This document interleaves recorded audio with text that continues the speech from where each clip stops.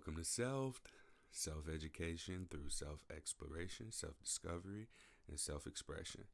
My name is Courtney Brame, and I will be the host of... let me stop. That's one thing I really enjoy about this podcast specifically is that there's no format. I get to just freely come on here and speak, even if I already have a topic in mind. And the main thing that I want to touch on for today is about clarity. And then I have something else here too. I have to go to my notes, so I hope there's not any weird sounds that are coming out of my phone. Let me see. This was not where I wrote it. I did not.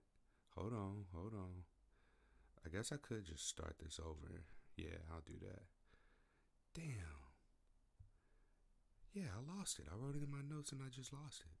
Oh well, I'm not going to start over.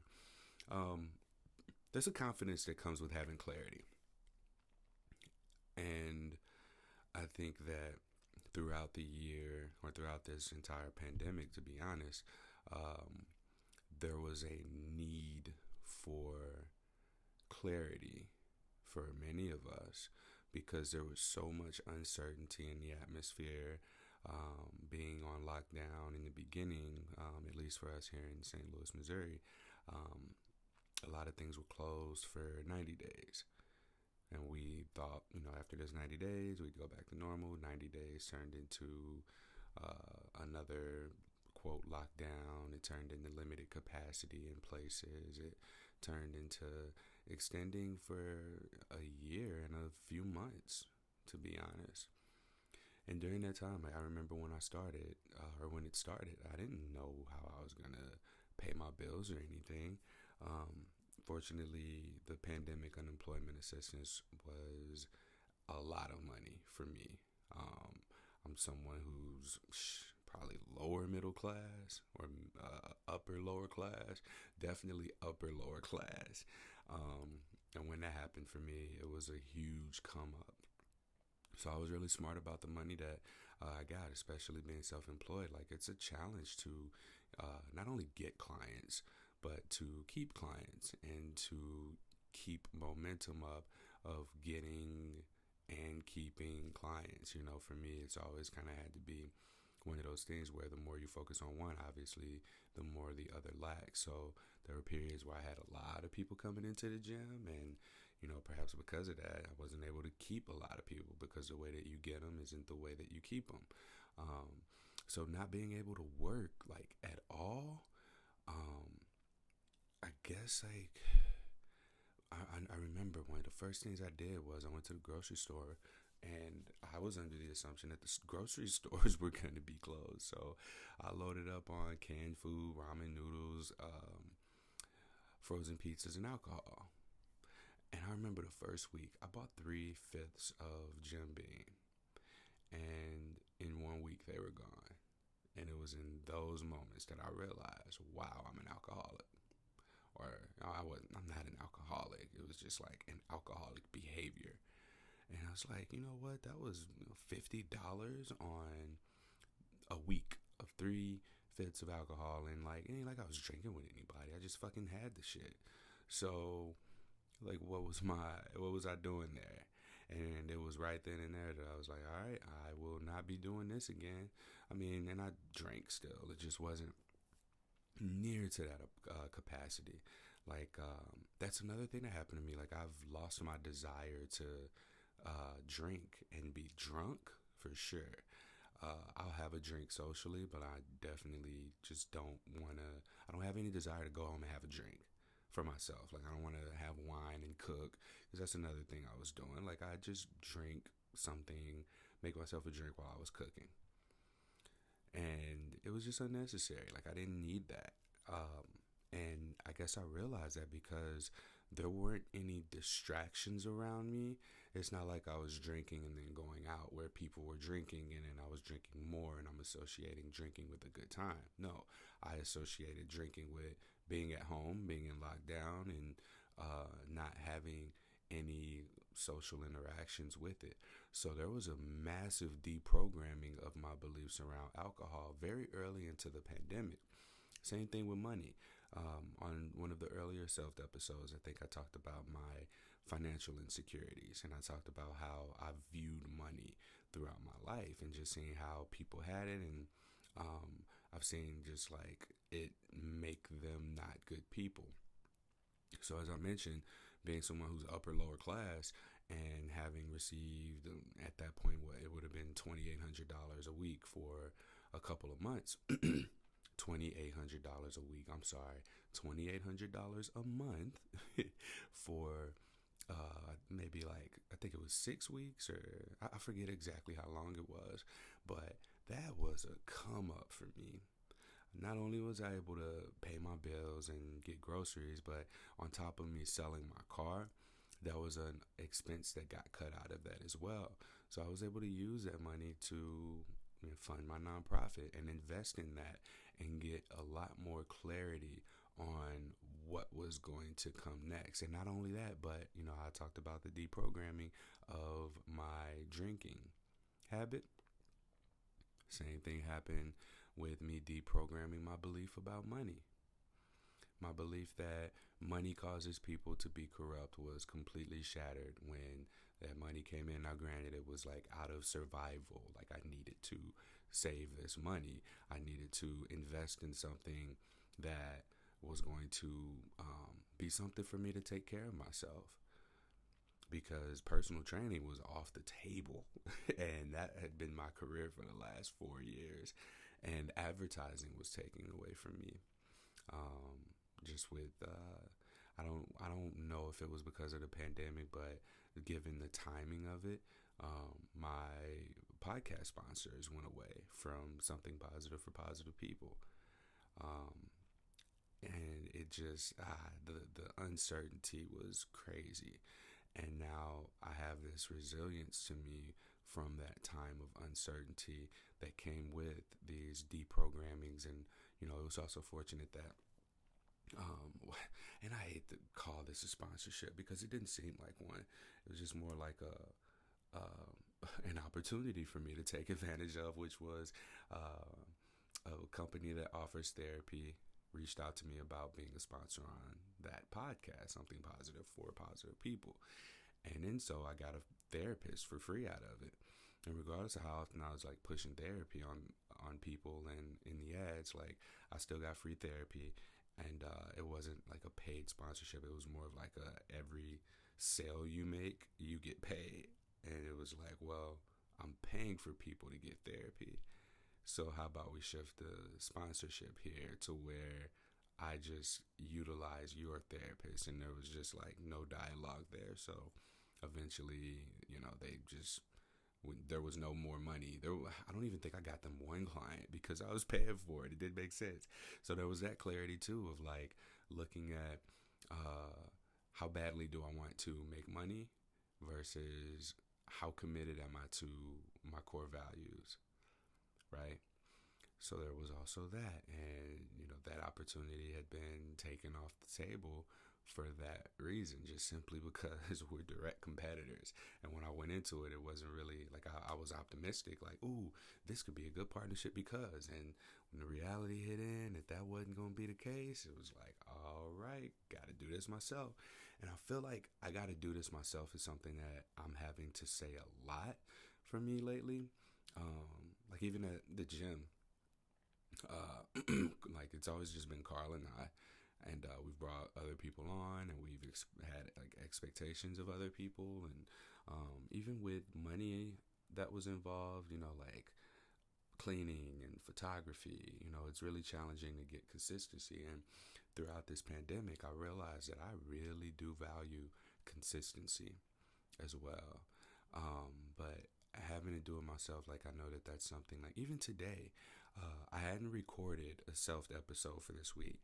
I wanted to hold out and just kind of get an idea of what would come up for me when it was time to record. So here it is, Tuesday morning, June 29th. Tomorrow's the 30th, 31st, 28th. It's either the 28th or the 29th. Which one is it? Yeah, today's the 29th, Tuesday, June 29th, 2021. I woke up this morning, I was like, I gotta be consistent. So I didn't do my workout. I got up a little bit early. I came down to the gym, and I went into my little podcast studio, hooked up, and just started talking. Um, but that's something that's really important to me. And again, the reframes about money, the reframe about my pattern of drinking, and even my pattern of thinking, really, because I had so much time to self reflect. I was in yoga teacher training, which was one aspect of my learning and unlearning. And then the same thing with being in therapy, same exact thing.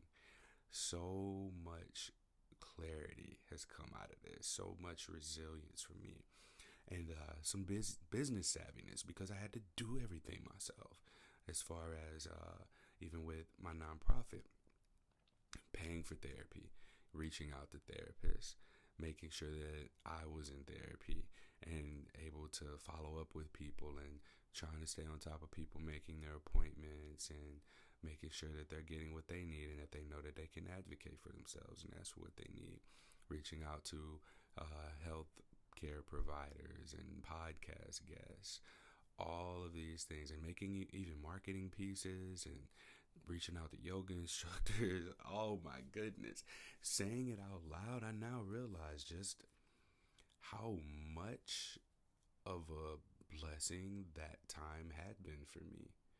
And I've already talked about, how COVID was a come up for me, but I really didn't talk about how that opportunity to disconnect from so much really emphasized my ability to connect with myself. So all these beliefs that I had were directly challenged with my reality, with my behaviors. So the belief systems that were put and instilled in me by my family, my community, my environment, my workspaces, my education system, these were null and void when it came down to it because all those weeks I was at home. I was at home just with me, you know? And when you're not being pulled in all these different directions, you have to get comfortable with the stillness that is your own mind, your own presence. And in doing so, I got to see a lot of stuff that I didn't really care to be connected to. We went out for the first time this past weekend, and my friends and I went out for the first time this past weekend. Like everything's opened up, masks are optional now, and a couple of my friends, well, one of them particularly, I feel like a lot of my friends live vicariously through me, like knowing that I'm single, knowing I'm non monogamous, and that I am able to date whoever I want. I feel like they take advantage of that and live vicariously through me, but that's another conversation.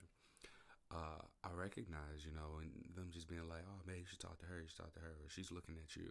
Like, I got a lot of that, and I've never really been one to, like, approach somebody at the bar and talk to them and, like, go through that process. I did it once, and, oh, that's a story. I got blood all over my bedroom. Like, that was the only experience I had with a legit one night stand of conversation, go to the next location, make out intensely, go home, and yeah, I was spitting up blood and blood was all over my bedroom.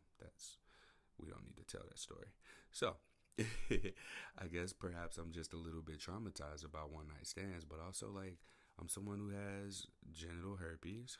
That's something that I have to disclose to people for the sake of being responsible and upholding my ethics and values. And I'm very easy to connect with. So it's not like I can just have a one night stand, not tell anybody, and then, like, lo and behold, later on, this guy, Courtney Brame, who has his podcast and tells people to disclose, blah, blah, blah.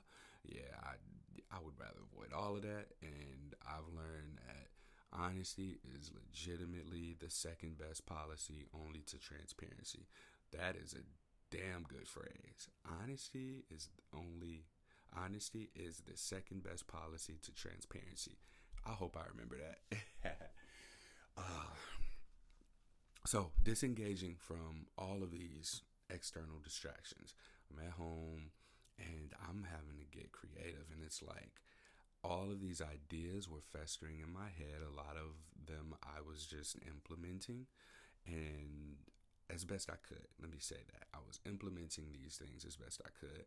I became a graphic designer. I became a photographer, a videographer. I became a social media manager, podcast host, podcast producer, podcast marketer, nonprofit organization fundraiser, the secretary for it, the treasurer,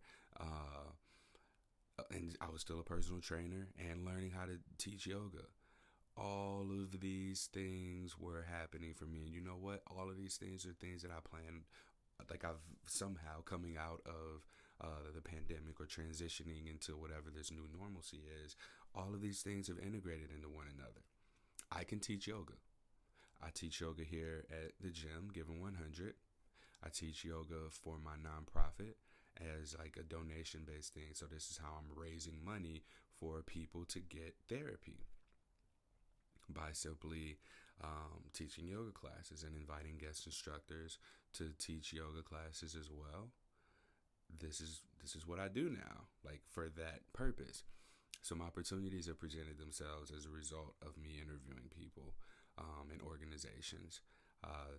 It's possible that I'll be a social media manager for a company that does STI testing and a bunch of other services in relation to sexually transmitted infections. Um, and I've, decided to go a new route with something positive for positive people. My podcast where I've normally interviewed people living with herpes about their experiences. That has hit the numerical 200 episodes, meaning with bonus episodes, it's maybe like 215 or something. But with that hitting this new milestone of 200 episodes, it's like, it's time to move on. And I learned that. I learned that through my conversations. I learned that through my experiences. And I've been tired of speaking exclusively about herpes for a while and trying to tie in non-herpes related content that are effing gems, trying to tie that into that space so that people are getting the consistency that they expect. Like people go there for herpes support. So with 200 episodes, the way I see it now is if you need more than that, then you need to reach out. You need help that I can't give you. And I'm essentially just perpetuating your stagnancy. So that's not me. So yesterday, I feel like yesterday was a great day. I reached out to my board of directors.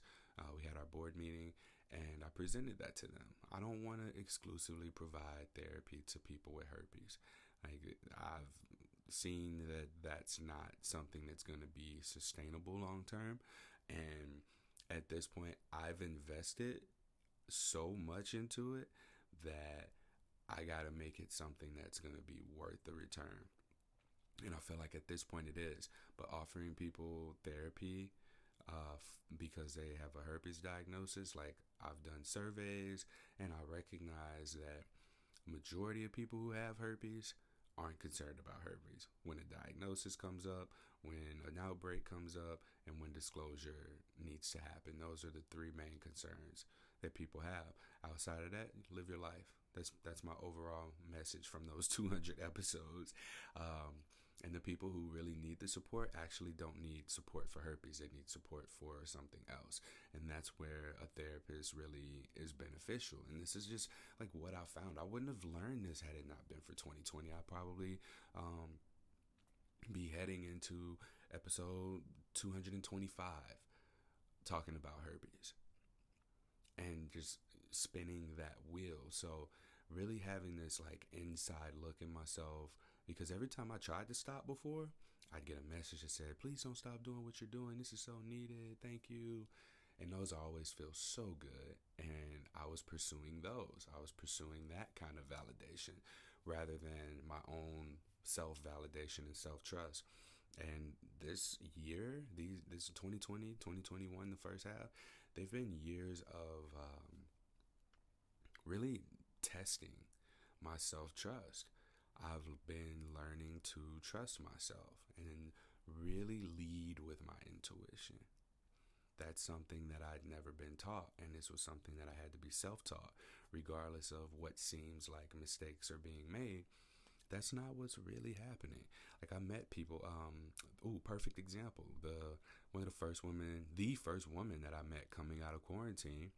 Uh, she and I, we were seeing each other, and then COVID happened. We had to go our separate ways.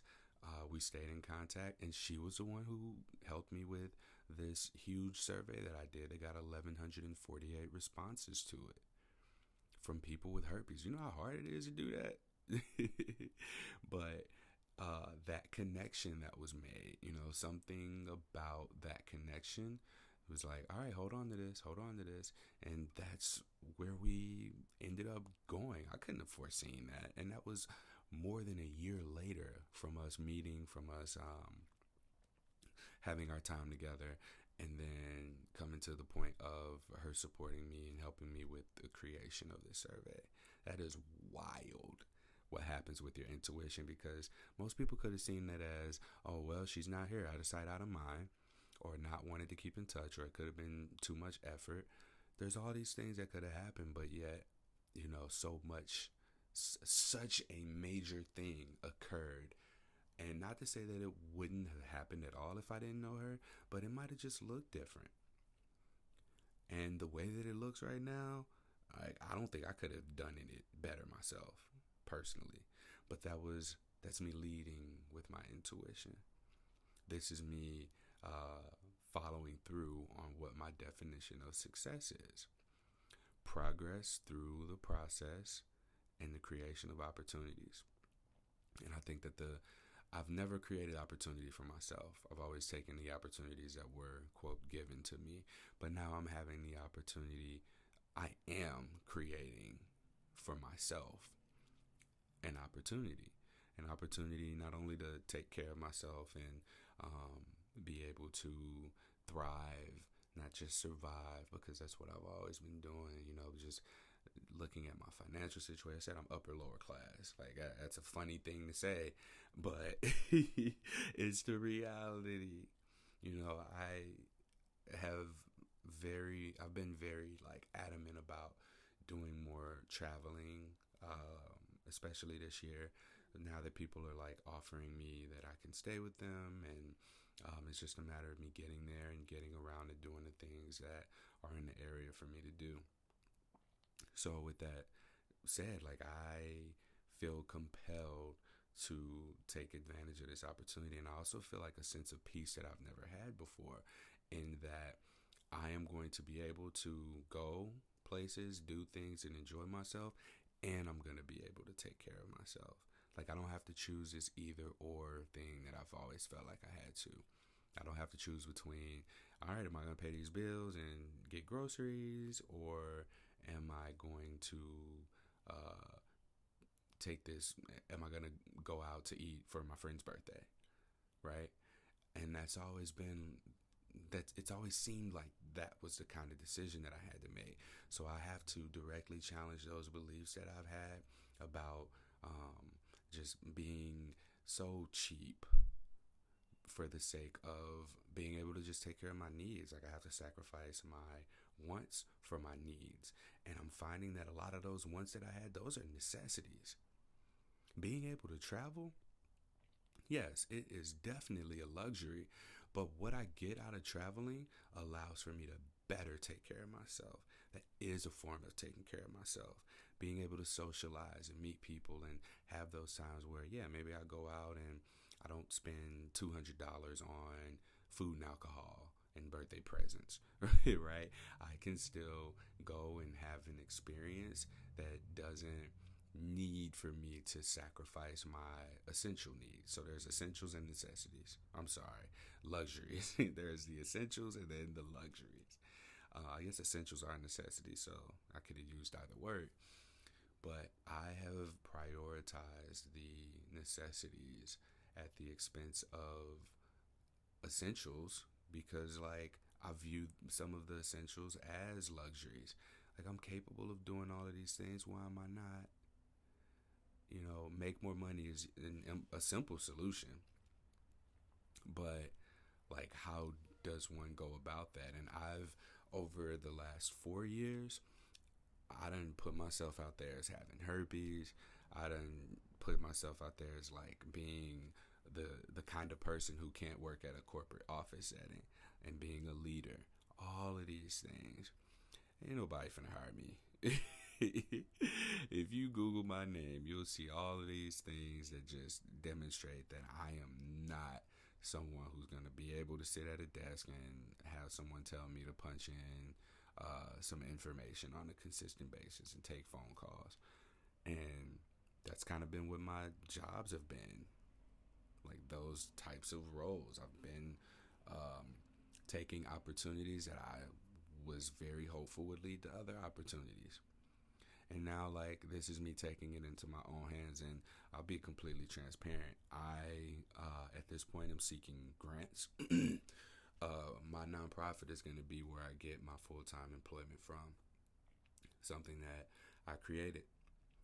And I've stuck to the process, and I've seen it progress, and we're at the point of the opportunity being constructed. I am going to ask for an astronomical amount of money, not because I deserve it.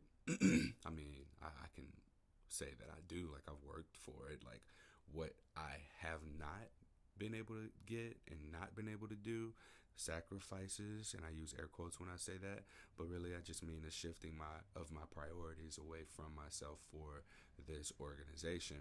Like, in that sense, yeah, I do deserve it. I don't feel entitled at all. I do believe that for what I'm asking, for what I want to be able to pay myself, I am asking for that because I do not plan on being that long. Like, if my role, my being is directly tied to navigating, not navigating, challenging, ending stigma for people who are living with herpes,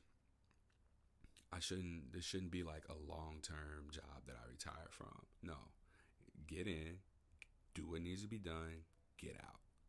That's really what the thing is for me, and why I'm here. Like, that's what you do to end stigma. Like, I'm not creating a herpes business, right? I created a suicide prevention resource, and it started with herpes, and it led me down the path of something that is certainly more sustainable. But in relation to the herpes stuff, yeah, I am asking for a ton of money for a short period of time because this is what it's going to take to end stigma. I don't plan on being here long. I don't plan on this being like any type of a slow game. I plan on people being able to come here, get what they need, and go. I plan on delivering the materials that need to be delivered to office or doctors' offices and settings of that sort, so that people have access to the resources that they need in order to get to what the real issues are. Because, like I said, the people who have sought out herpes support are the people who are mostly challenged by it. There are so many more people who have herpes that I will never engage with because it's not a problem for them. So for that, small percentage of people that it is a problem for, there's this resource. There are efforts that I would like to implement and do, but I have to be able to support myself. And it's unfortunately been at the expense of my own anonymity. Like, I can't just, I assume that employers Google people now. And while on the surface it's like, oh my God, Courtney, you do such a great thing. That's a lot of unnecessary drama for an office setting. For people to, oh, Courtney has herpes, and people are just misinformed. We're not at a place where that can be a thing just yet. So, in that sense, yeah, like I am actively ending stigma, and coming from an upper lower class place, this was something that I had to really. I struggled with this, with being able to pay myself, asking for money, even asking for donations. It's like I've been able to do a lot for a little bit, but in prioritizing this, there were essentials and necessities that were deprioritized. Like, even my relationships. Like, I don't think that I am really able to invest in my love life energetically the way that my partners deserve for me to be able to do. And part of that being because of me being upper lower class, like not being able to spend the kind of time, quality time with them that they would probably like. I'm always working. I'm always doing this. Like I'm obsessed. I am obsessed with the success of this. And even this was hard for me to do, to create the Self podcast, because this is for me and ain't no return on this. However, like I said, the some of those luxuries, like healing is a luxury. This is a healing space for me. And so with it being a luxury, it's also necessary, because if I don't do this, I can't do that better. Does that make sense? So if I'm not able to have this space of identity validation for me, for myself, if I'm not able to talk through things like this and have these moments of reflection about how far I come, I am unable to be and show up as my most aligned personality, persona, character in order to do what needs to be done to progress the processes that I've made in order to create the opportunities that are coming along with something positive for positive people. So this is necessary. This time here, this in-depth analysis and reflection of my life, of my identities, necessary. All of this is necessary. And I'm so happy that I've had the opportunity to really deprogram and unlearn a lot of the beliefs that I had, primarily about money, because like I use it for a good thing. Like I am the counterintuitive proof of what my beliefs have been about what people do with money, about alcohol, and like I've just become this improved version of myself. And I'm looking forward to what's to come. I really am. And like just all of this disconnecting and deprogramming and unlearning has really come with a clarity that I don't think that I would have gotten had 2020 looked like what 2019 was projecting. I couldn't have. I'd be spinning my wheels. But I feel in my nervous system that even saying this, like I'm getting chills. Things are gonna change, not just for me, but for everybody, as a result of me taking care of myself. And with this clarity from connecting to myself, I know now that my needs are taken care of. Those things that I view as a luxury, like the luxury of healing, and seeing how necessary that is, and all of these different ways that I can experience that. This is what's going to heal the world. Like, we got to heal ourselves first. We got to heal ourselves to heal the world. And if we're wounded trying to heal, then there's a lot of harm that can still be done. And that's been my story from navigating something positive for positive people early on without having these in-depth analyses about myself. I was coping, and coping out loud was the creation of like coping mechanisms for others. Like I'm just encouraging coping, essentially. Like that's what I was doing. So now that, I've stepped into the realm of healing, I think that I'm doing a lot more healing than I am harm. I'm so grateful for this space right here. Ooh, I also put some analytics on my podcast on Self, and 31 people downloaded the podcast last week. Let's go. So whoever's listening, hey, shout out to you. Because I honestly thought that this was just going to be my thing. I didn't even think people would find it, outside of the few posts that I've made. I've shared it directly with a few people. So if you were one of those people, thank you. And anyone who's just here, thank you for being here. All right. Talk to you next time.